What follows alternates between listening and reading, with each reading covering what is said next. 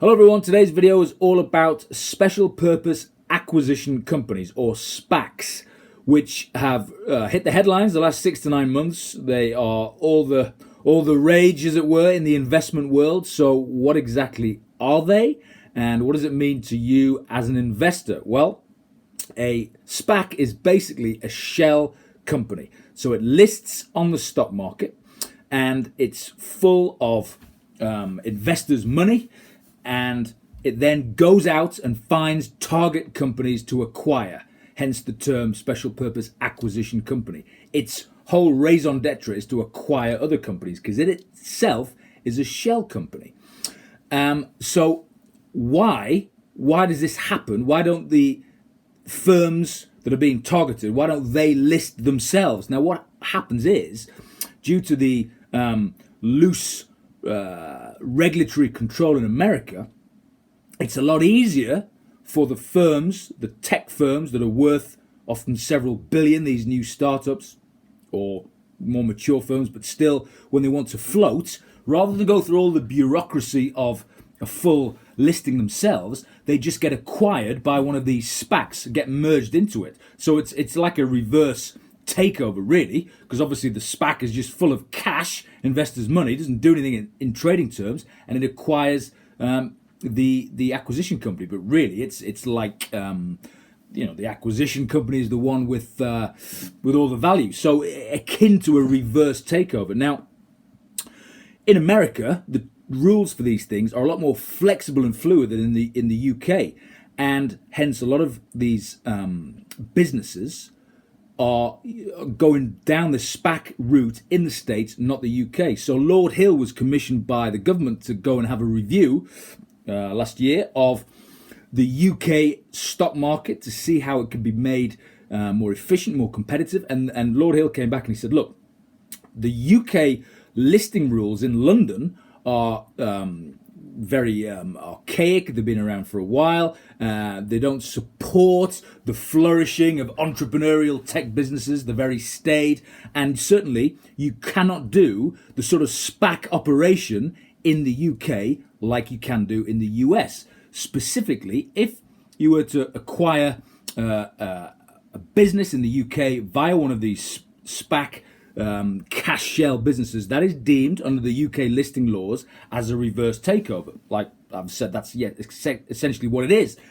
If it's a reverse takeover in the UK, then the shares have to be suspended straight away until a formal prospectus is issued. That's an open-ended date for that. It could take a while, and the investors' money could be on hold. You might be able to access your cash back out if you needed it for some time. So the whole framework around the UK stock market, the bureaucracy, the rigid rules prevents these sorts of deals with SPACs happening in this country that are really being so popular in the last 9 months in America. And people, are making a lot of money because these tech firms are taking off and doing very well, and that's the mechanism via which they are getting invested by the public through the SPAC system, which you cannot do in the UK. So basically, Lord Hill said, look, change the rules, make London more competitive, because if you don't, a lot of these tech companies will just go and list in the States, and the UK could be missing out.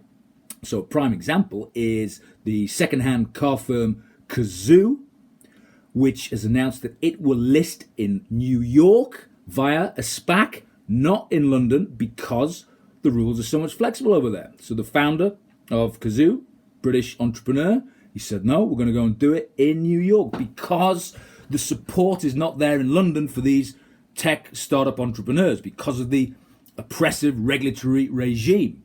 Now, this has got the attention right up to the top in the government, and Rishi Sunak, the Chancellor, is looking at this. He's taken on board Lord Hill's suggestions, and there is talk of changing the rules in the UK to make it more laissez-faire, but more light touch regulation, so to encourage more entrepreneur tech firms to list in London via the SPAC mechanism, reverse takeover, call it what you will, to get more of this investor wealth and wealth of new startups in the UK rather than overseas. The other thing The other kind of concern that people have for the SPACs is now often the founders of these tech firms will want to hang on to a majority of the voting rights. So yes, they may offload a majority of their shares through the listing when they go public, but they want to hang on to a majority of the votes.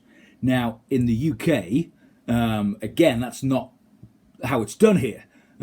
So it's not part of the stock exchange rules. So that's another thing that they're looking to ease up, is to say, look, these guys, these geniuses who come up with this idea and create value to the tune of billions, let them have the voting rights that they need, and the investors, should be happy just to chip in and ride the bandwagon. These companies will be 10x, 100x. They're going to go, into the clouds. Let these guys, these founder geniuses, the Elon Musks of the world and the Zuckerbergs, let them have the majority of the votes because they know what they're doing. Yes, they're not going to have the majority of the shares because they offload those when they float, but please let them hang on to have all the say in the business, because that's, they are the visionaries.